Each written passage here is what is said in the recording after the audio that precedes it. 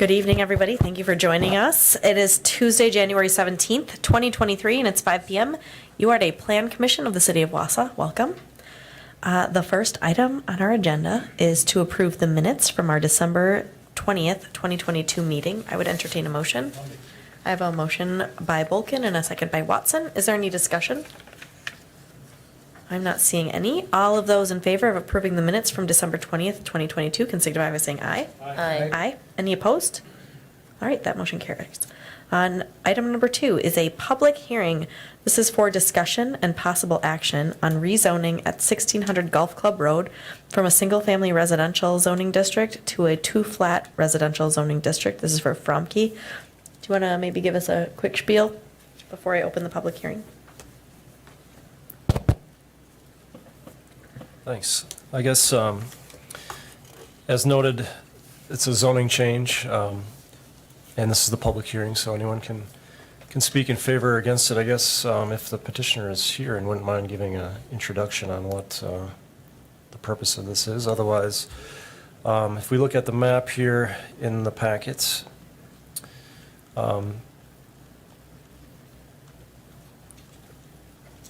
this is a sort of an oddly shaped parcel off of Golf Club Road. It's got 30 feet of frontage on Golf Club.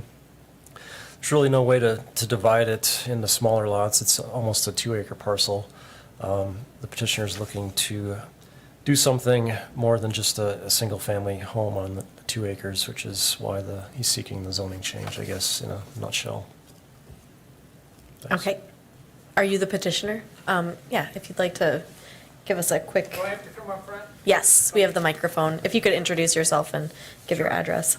I'm representing the petitioner. He's in Arizona Okay.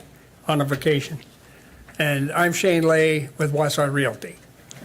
And basically, he asked me to put the property up for sale. He's a former top quality builder.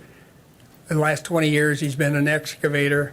So he just got done putting in a brand new road all the way up to where the second lot, and it's kind of hard when you're way down here trying to explain to people, but all the way up, he's got sewer and water run up in there so he can tie into, and his thoughts was when he did it, was to bring it into 2 single-family lots. Well, then we were told that can't happen because we don't have enough road frontage. So then he said, well, what can I do? And found out by going to a TF10, we could do this by having just a 30-foot frontage instead of what they require on single-family lots. And so what this is all about is we can then put in a duplex, but we can't put 2 single-family homes in. Now, take the community of Eau Claire, they have a lot of what you call twin homes, where the duplex actually is owned by 2 people. And they sell a ton of them there because of land cost and land usage. It's very favorable, one of the hottest things going in many communities right now. And that's because of the price of homes, new construction. I'm a builder, realtor, and landlord, so I kind of know all 3 of those businesses. So I see the costs, and so that's what he will want to do. So that's what we're all about tonight, is just to take this and turn it into a nice duplex. And he bills quality when he bills, and if he sells to who we're going to sell to, that's what they want. And that's where it's all at. So, Okay. any questions I can try and answer. We will, we might have questions for you after Sure. the public hearing, but thank you very much. Thank you. Okay. With that, we will open up the public hearing. If you're here to talk about the rezone on 1600 Golf Club Road, feel free to approach the podium and let us know what you think.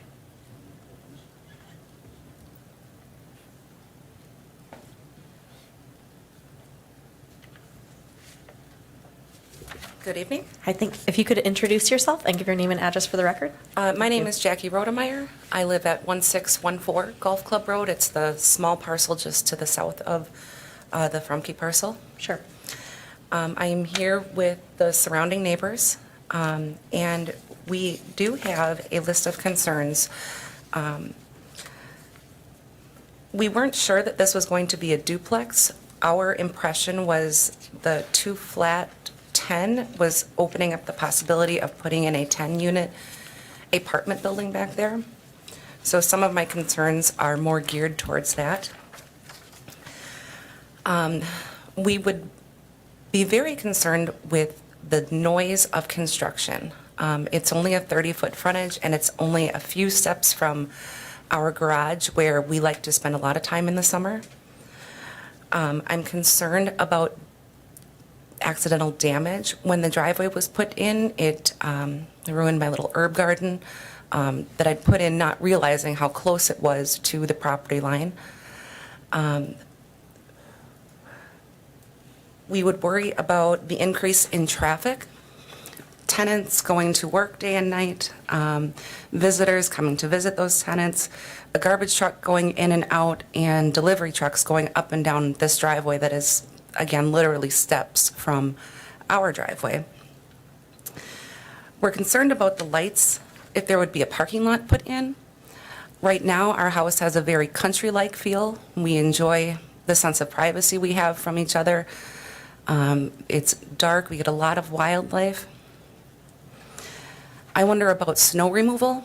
The Frumke driveway is very close to driveways on either side, our driveway, and also along that little slip, that little stretch to the left of the Frumke parcel. And we don't want to be throwing snow in each other's driveways. And we'd also wonder about what changing the property up the hill there would do to the water that comes down and pools right behind our garage.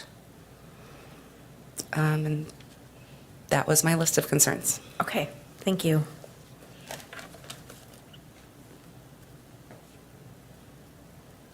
Is there anybody else? If you could say your name and address for the record. My name is Dennis Wolowski. I own the property at 1620 Golf Club Road, Okay, thank you. or 1520 Golf Club Road, I'm sorry. It's the parcel immediately to the west of the property in question. Oh, okay, got it. And I echo all the same concerns that Ms. Rodemeyer expressed.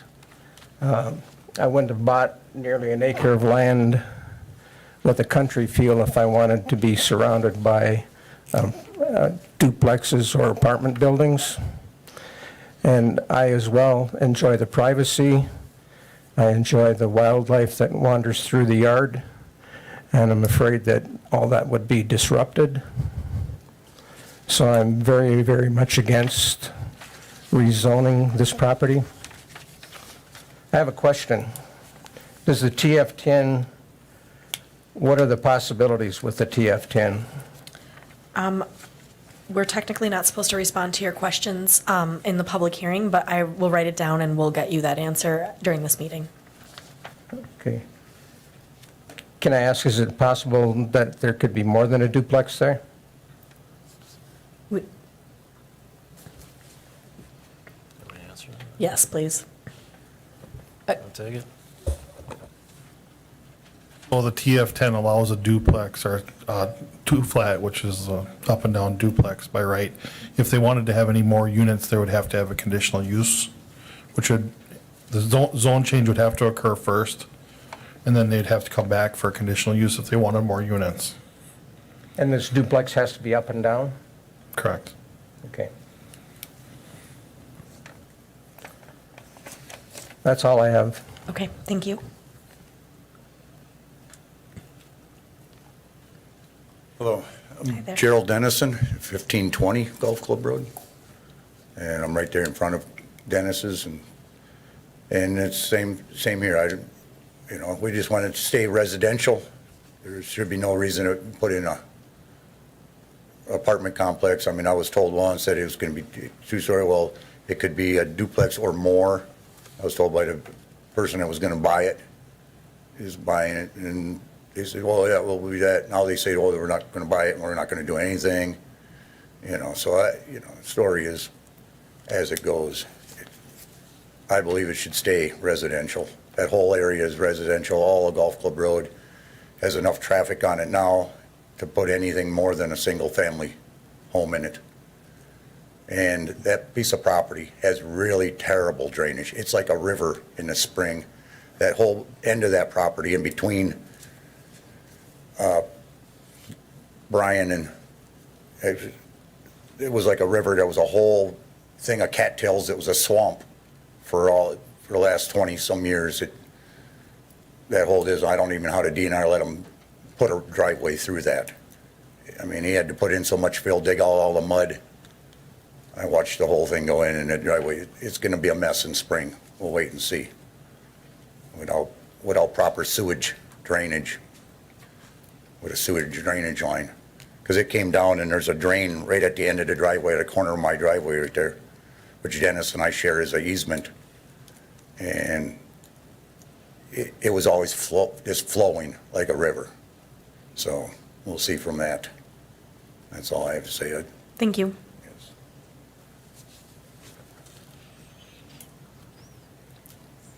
Is there anybody else who would like to give their feelings at this public hearing?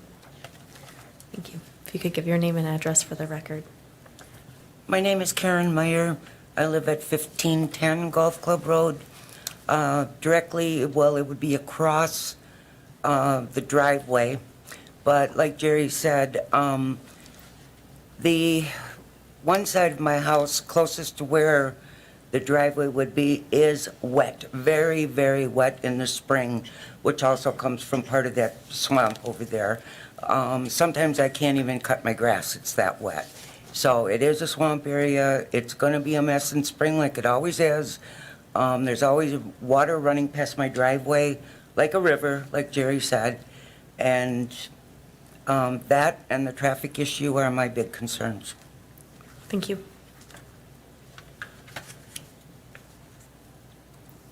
Is there anyone else who would like to?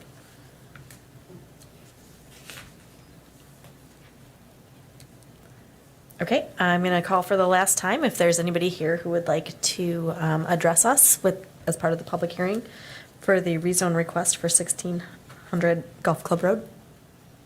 Okay, I'm going to close the public hearing then. Thank you, everybody, for participating. All right, the next item on our agenda is discussion and possible action on rezoning 1600 Golf Club Road from a single-family residential zoning district to a two-flat residential zoning district. I took down a list of questions. I don't know if the petitioner or the person representing the petitioner can address some of them. But things related to concerns about 10 apartments, I feel like maybe we've addressed that with conditional use needing to be requested after a rezone. But maybe things like traffic, delivery truck, drainage, lights, parking lot. I don't know if maybe the petitioner, if you have any response to any of the concerns that were levied here today.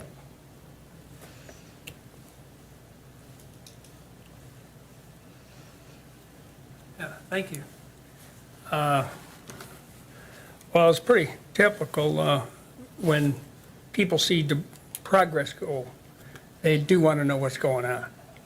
Well, what's interesting is I'm dealing with it out in the town of Stettin, same principle. They wanted to know what I was up to, and I said, I'm putting in a fence. And I fenced in a 3-acre spot for horses. But you got to realize that they were more concerned about what was coming into the neighborhood. Traffic doesn't change, hasn't changed, won't change because of me putting in a horse fence or just an area. And I've seen a lot of this over the years where people get concerned about traffic. And when you got a duplex, high-quality duplex, I'll tell you what, I'll take those neighbors all day long. And anybody that's ever owned one will see that. Because those people are paying high rents to be in a place like that. But they, too, like good neighbors. They like their neighbors to cut their grass. They like their neighbors to take the garbage out and all of that. So this is typical concerns. I understand their concerns, but knowing the nature of people, I know one thing, they take care of their places. I have rentals that aren't of that high tech, and I have to get on them, and I do, because I don't care for that myself as a landlord owner. So I can't do anything about the lights, but personally, if you take a look at where you'd have to build a place in there, not too many things are going to happen if you put the garages in the right place and the building in the right place with a lot of extra lights and traffic. I've got a driveway that long to have deliveries, and these delivery guys can deliver about anything. I mean, they are who they are. I'm not too sure why the delivery would be a big concern for most people. Everybody has them come to your building, your house. So I can't really see anything that, snow removal, this guy is a professional excavator as well as a builder, and I know one of the concerns he had, and I challenged him on all of those things when I went to look at his properties to list it, because he knows I'm a contractor. I've built more homes than he has, but that's immaterial. The point is, I was as concerned about the water as anybody. And so he had good answers, and he's not a BSer. He just says what's on his mind, and he says it. And he knows what he did. He went right down to what this gentleman had said. And I listened to that story, how he built that road, and he did all the principles of a good road. And I've done over 200 homes in the country, so I've had to build some long driveways. And let me tell you, you got to do the right thing, or you're going to run into everything he's concerned about. And I know Dave Frampkin, what he described to me was good stuff. So I just got to leave it in your hands. Thank you. Okay. Yeah, Mr. Borneman. Can you turn your mic on? Thank you. Could you give us a little better understanding of what the topography of the lot is? We've heard some concerns about there being like wetlands back there. And, Yeah, I would say right when you come into the land, on your right along that driveway there, right in there where somebody's got the arrow. I don't know who's running that arrow, but they're doing the right job. Oh, the guy back there. That's Brad. I'm sorry. Yeah. Yeah, and I'd say to your right a little bit, right in there. And I told Dave, I walked up there, and he didn't ask me any opinion. I gave him my opinion as a builder and as a guy that looks at land, and I walked that land with him for 2 hours. Then I took the buyer up there, and we walked the same parcel, and on we went. And we also know the new owner is going to be backed up against that property if we put this deal together, yes. She'll be an owner on the right and behind him. So we got an owner that's got a lot of concerns too, that she already owns the rest of it. And because of us doing this now, she'll own part of that. And the reason is she wants to do business with the people we're doing business with. But she's a major owner of lots up on the road there. Yeah, those right there. So we got a very concerned buyer, and she's concerned with all those issues, and she knows what we're going to do, and she's comfortable with it. So I don't know what else to say, but that's a good question. Okay. Mr. Borneman. One other question. Approximately in that lot, where would the structure sit? I can't choose that based on, I haven't seen the design of what they're thinking if this goes through. They're not going to invest a bunch of money unless they know this is approvable, because they've got architects, engineers to deal with. But I would say it's going to be back where you see the second house there, up on your left, a little bit arrow to my left, your right, wherever you're. No, where you see the house there, the second house in along the driveway. Yeah, right there, that house area. I got to say it's going to be in there and then back that way. That's where I would put it, and I told him why and what I felt comfortable with. And I was looking at all the topography like we all should be doing. I find most people's biggest mistakes is they don't spend enough time checking out their land to do it the right way. I mean, I see houses built way too low. Some homes are built way too high. And you just got to have good opinions and good people. And that's what I work with. That's my way of doing things. So I know Dave's the same, because he and I did not have a dispute on one item. In fact, I laid out the lot the way I thought it would work if we put two single families. He and I were dead on the same exact page, totally. And he didn't even talk to me. I just said, this is what I do. What are your thoughts? He showed me his map. It was identical to mine. I had never seen it. I said, well, we're both thinking the same. Because of the topography, we both chose that, so. Anyway, I think it's very doable. Okay? So, thanks. Any discussion from this body? Questions? Yeah, Gerald Dennison from 1520 there. I had gotten a text from Emily, that person that right there that owns that piece of property. And the first text I got was January 20. Oh, we're not putting in a two-story. I'm the buyer, I'm going to buy it. Well, we're not going to put a two-story in it, but we might put a fourplex or 8 or more. Because I'm sure then once she buys it, she'll want to zone her property also. And then she could put a fourplex or an 8plex or whatever. This new T10 zone, we didn't, it's this, I'm new, correct? The T10 it's called. So I believe, so once she buys that, she could do anything with her property too, then rezone that and add more, So that's our concern. We don't want anything more than a single family, and that's what it should be. On this body, any questions or concerns? More information needed. What do you think? Yes, Alder Watson. I guess, could you explain a little bit, I know you have staff comments down there about not enough frontage, right, road to have two plots for, to split that. Could you just explain that a little bit more? So all this whole area was developed in a town of Texas, I believe.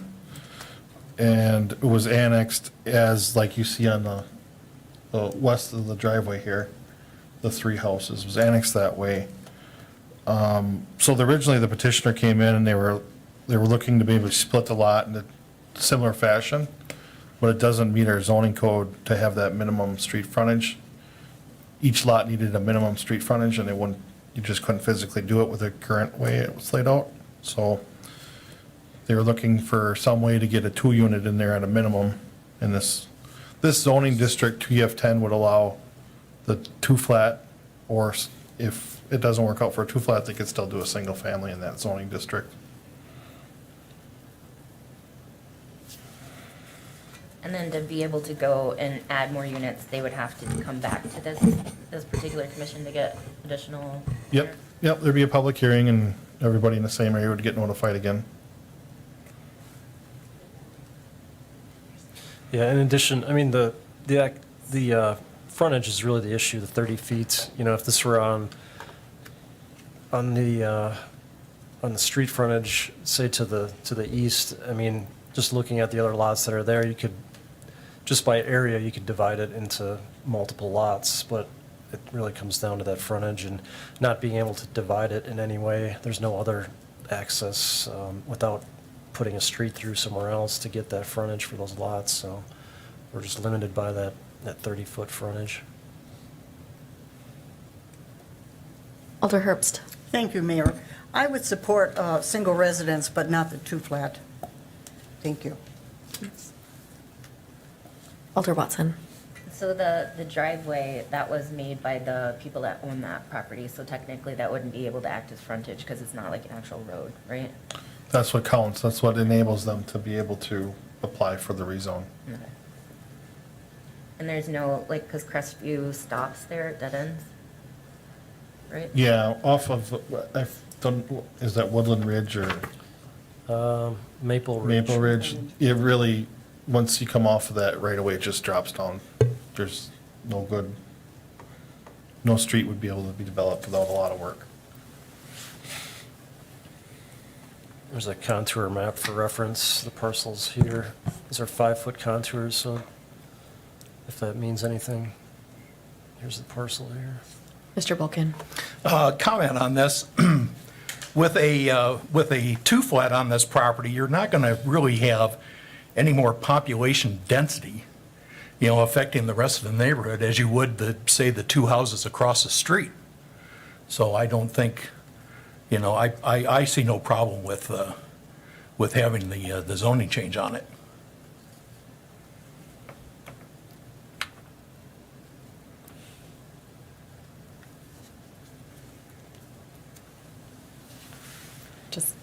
I'm sorry, the public, I guess we technically, the public hearing is over and we don't often just let people interrupt the business of this meeting.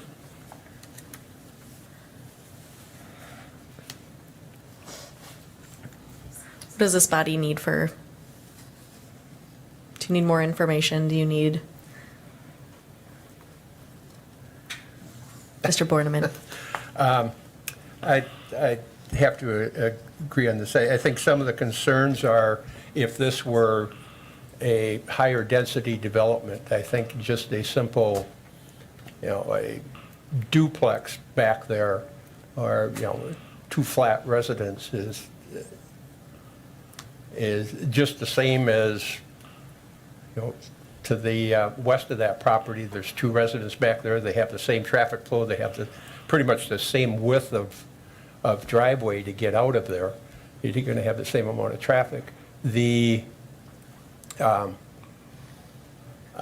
would have a concern if it were to be more than that. And given the topography of this, I don't see how they could do more than that. I know that those lots up farther to the east up there have been for sale for a long time. And they've been for sale for pretty cheap, and they just can't be developed. And it looks like part of this property is the same. So with that, I'll make the motion for approval. Here we have a motion. I'll second. We have a second. I just want to be clear, if the zoning change were to be approved by this body and then by the council, what has been approved is the possibility for a duplex, and they would have to come back for anything else beyond that, or is there a way to change that within the current zoning? The TF10 would allow for a two-flat Okay, and that's it.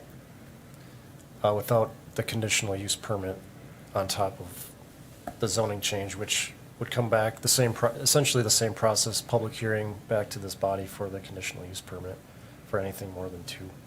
Okay. Other questions or concerns?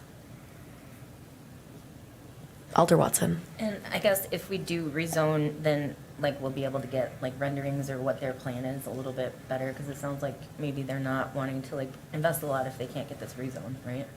So we can actually see what it's gonna look like. Is there this isn't the same as a general development plan that we would see coming through and then a precise, it wouldn't be that? Well, the zoning wouldn't be in effect until it is approved by council, and that would be the final step. So I think from what I heard, they're not going to necessarily invest a lot in the building plans. Normally, we wouldn't require plans for this type of rezoning. It's just, the property is rezoned. There's not a requirement to see building plans necessarily. So that's usually done at the permit at the staff level after the zoning change is gone through. We do have a little control over setbacks and densities, lot coverage ratios. We have lighting standards that they can't spill onto neighboring properties, so there are some safeguards in the zoning code. If they would come back in the future for the conditional use, then we could require more detailed plans. Yeah. But again, that's not a guarantee at this point because they wouldn't have the zoning change until it's approved by council. Plan commission could require additional information for the conditional use permit in the subsequent step, if that makes sense. Would that requirement for additional information be best given now? By, say, an amendment saying or would that be best? For the two flat? Yeah. We'd have to look at that if that's a possibility. Is it a condition of the zoning? I don't know. We can talk with the developer after they're, before it goes to council to see if they can come up with a site plan or draft layout of what it'd look like. Well, I feel like some of the discussion that we heard from the public and what we're having here now is that it's the unknown that is kind of bothersome. Maybe a duplex would be okay, but, they don't want an eightplex. Mr. Bulkin. Would it be possible to change the motion to restrict it to duplex? Effectively, is that what we would be doing by the motion that we're doing right now? It could be single or duplex. I mean, that would take out any change Right. in the future.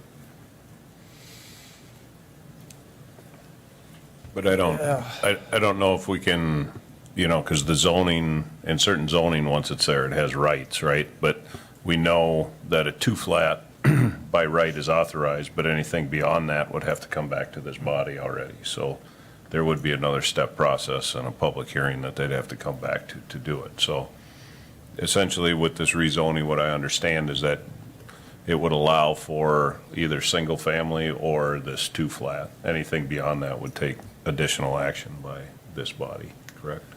Yeah.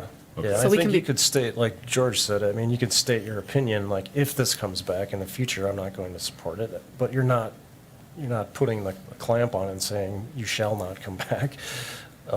So, I mean, if you want to say, well, I'm okay with the zoning change, but if they come back, I'm not going to support it, I think that's within your powers to do. But yeah, I wouldn't necessarily just say you cannot or shall I not. see an attorney getting ready to tell us some things, which is probably important. Well, I think under our zoning code and the conditional use, I mean, people have a right by ordinance to come back in here and ask for conditional use and to have that decision made according to the ordinance. So I think if you try to short circuit that right now by forbidding them to participate in that process, you're violating our ordinance and their rights under the ordinance to at least ask and to have it heard fairly by the body. Okay. Thank you. Alder Watson. So I guess maybe if it would be possible just to give the residents a little bit more comfort too, is just have some idea of what's going to be there for council, just so that, because I know that'll be a question that most other alders would have, is what is it going to look like? And is it sort of along the lines of what the public also wants? I see staff nodding that they'd be willing to work with the petitioner to kind of think through that. Yeah, and we can inquire about a possible, just general site plan that doesn't require a lot of engineering work. I mean, just the layout, like a lot layout maybe, if that would help. Okay, so we have a motion to approve the rezone. We've had a lot of discussion that I hope, once we get to council, I think the two alders who are serving on this committee will be helpful in explaining what we discussed here if this gets to council. So any other questions, or are we ready for a vote? Alrighty, just find my agenda. All of those in favor of approving the rezone request at 1600 Golf Club Road from a single-family residential zoning district to a two-flat residential zoning district can signify by saying aye. Aye. Any opposed? Okay, that passes. This will be at council on February 14th. Thank you to everyone who has participated in this. All right, we are moving on to our next public hearing. It is a discussion and possible action on rezoning 4308 North 6th Street from an urban mixed-use zoning district to a single-family residential zoning district on Lot 2 and an urban mixed-use zoning district on Lot 1. Would you like to? Thank you, Mayor. Thank you. The petitioners are here, and we, in the staff report, the corner of Evergreen and North 6th Street is zoned UMU. The owners of the Pickle Jar are looking to split the lot so they can build a smaller retirement home, I believe. And we have that laid out here with the CSM on the next page. And then a proposed house, they got some draft plans here that would meet all of our zoning requirements for setbacks and design. So they're just looking to split the lot and rezone part of it to residential. Okay, so with that, we will open the public hearing. If there's anybody here that would like to speak about this rezone, you are welcome to join us and let us know what you think. We're all staring at you.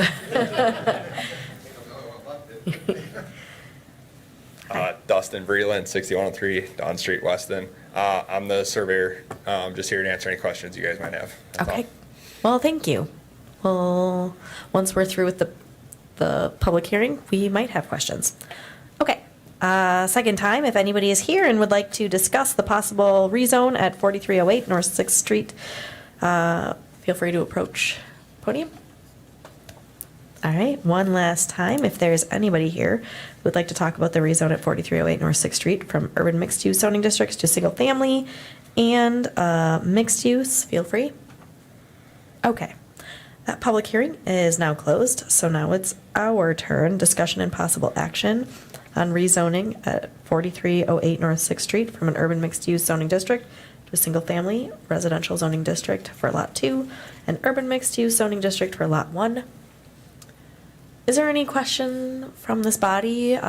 Maybe a motion? Mr. Borneman? Just a question, what are the structures to the west on that other lot? The lot on, that is a house as well. Small residence. Any questions or a motion? I'll make a motion. I'm assuming this motion is to approve the rezone request at 4308 North 6th? It is. All right, we have a second by Alder Herbst. Any questions that this body needs answered? No? Okay. All right, so all of those in favor of approving the rezone request at 4308 North 6th Street from an urban mixed-use zoning district to a single-family residential zoning district on Lot 2 and an urban mixed-use zoning district on Lot 1 can signify by saying aye. Aye. Aye. Any opposed? All right, that passes. We will see this at Wausau City Council on Valentine's Day as well. Thank you. All right, since we're in a public hearing mode, we have another one. This one is for discussion and possible action on petitioning the Secretary of Transportation for airport improvement aid and designation of the Secretary of Transportation to act as the city's agent for administering the aid for execution of agency agreement and federal block grant owner assurances. We do have the airport administrator here. Is there anybody here who would like to talk about this for the public hearing? I'm not seeing anybody, which is, I don't know if it's Trent. Okay. All right. So I'm going to ask two more times and then we'll be ready for you. So anyone here who would like to have a say in this petitioning the Secretary of Transportation for airport improvement aid and designation to act as the city's agent? Okay, one last time, the public hearing on discussing and possible action on petitioning the Secretary of Transportation for airport improvement aid and designating the Secretary to act as our agent. All right, I'm going to close this public hearing. Thank you. So we're now into item number 7, where it's our turn to discuss and possibly act on petitioning the Secretary of Transportation for airport improvement aid and designation of the Secretary of Transportation to act as the city's agent for administering the aid and for execution of the agency agreement and federal block grant owner assurances. Would you like to give us a quick spiel on what all of that means? Thank you. John Schmiel will give you a spiel.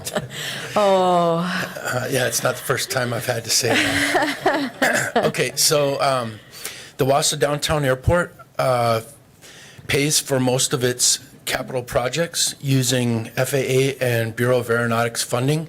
Typically, that's at the ratio of 95-5, so we get most things for $5 or 5 cents on the dollar.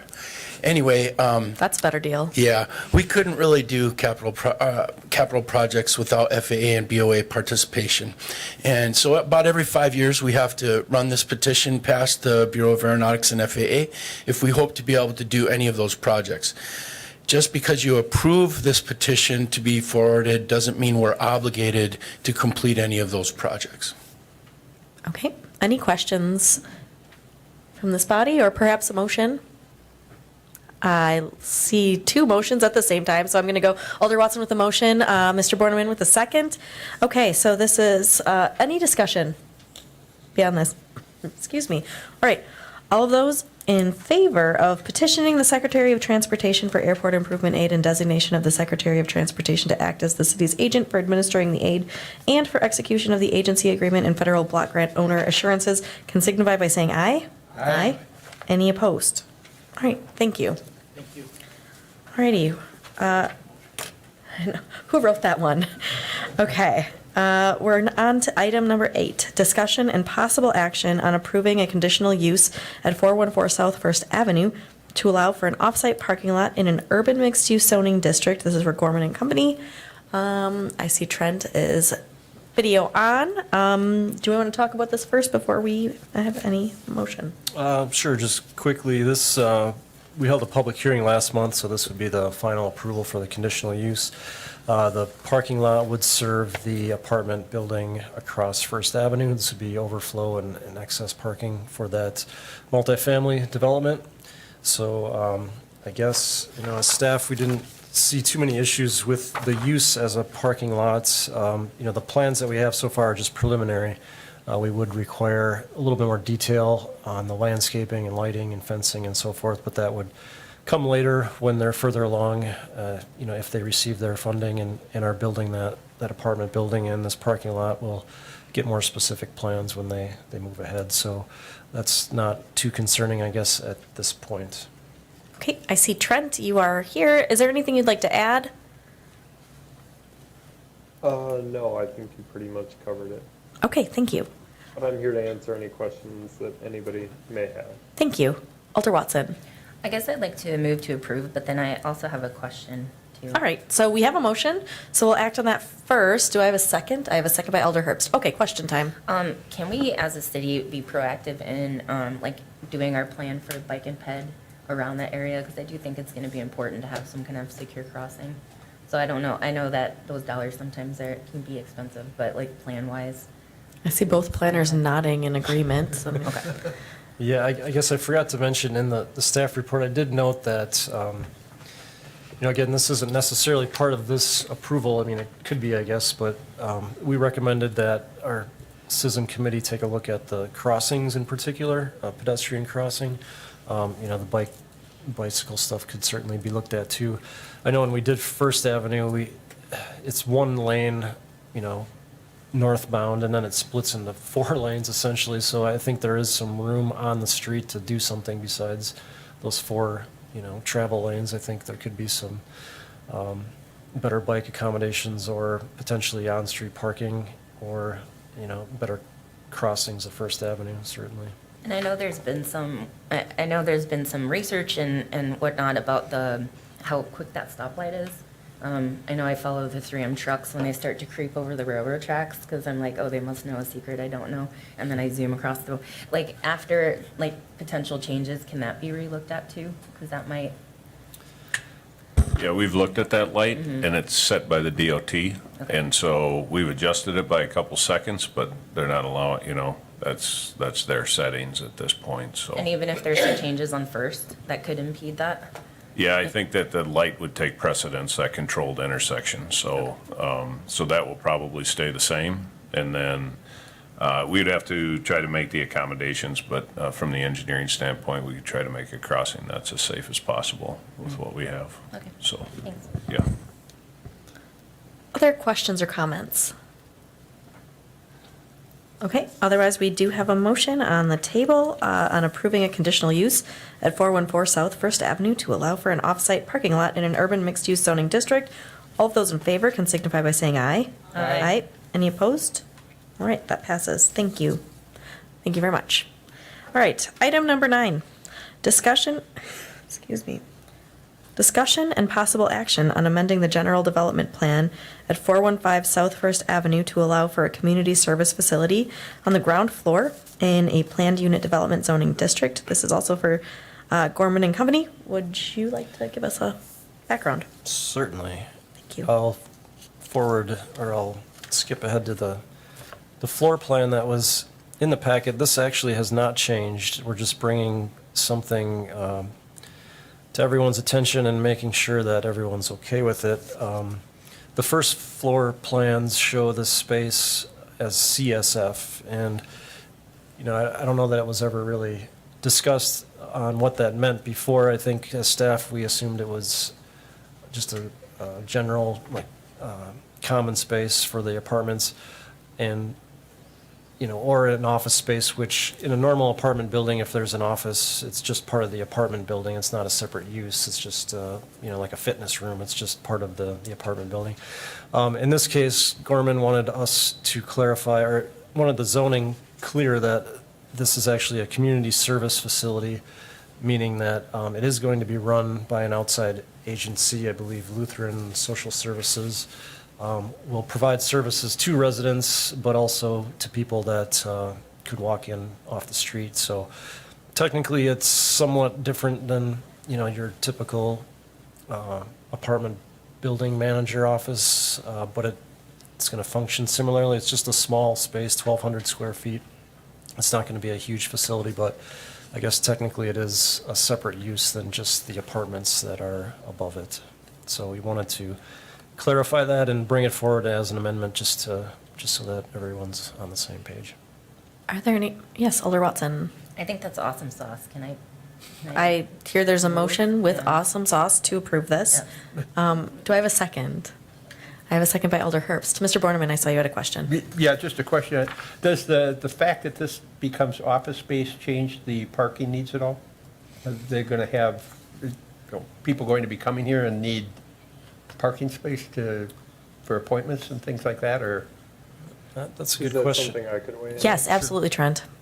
Yeah, no, we absolutely don't anticipate that. We kind of have these as part of most of our LIHTC buildings throughout the state. And generally speaking, it's really them coordinating social services with tenants in the building. We will set aside probably like 2 parking spots just in case in that accessory parking lot for that use. But we don't anticipate there to be a lot of people coming in at any given time. And if anything, it's kind of like, I couldn't imagine that there would be more than one person from the outside at any given time. Just because of how the services are set up, they're going to meet with the social services coordinator. So, and I don't think they're going to be meeting with several people at once. Thank you. Any other questions or comments? Not seeing any. Alrighty. So this is, we're ready to vote on amending the general development plan at 415 South First Avenue to allow for a community service facility on the ground floor in a planned unit development zoning district. All those in favor can signify by saying aye. Aye. Aye. Any opposed? Okay, that carries. Thank you very much, everyone. That will go to council on Valentine's Day as well. Item number 10. I think, Oh, I'm sorry, can just we kidding. send that to next week's council meeting? Oh, sure. Because I believe, Trent, is that correct? You wanted to meet the deadline for the state tax credits? Yes, that is correct. That would Okay. be great. That's fine with me. Great, thank you. Excellent. Thanks. Thanks, Cool. everybody. Thank you very much.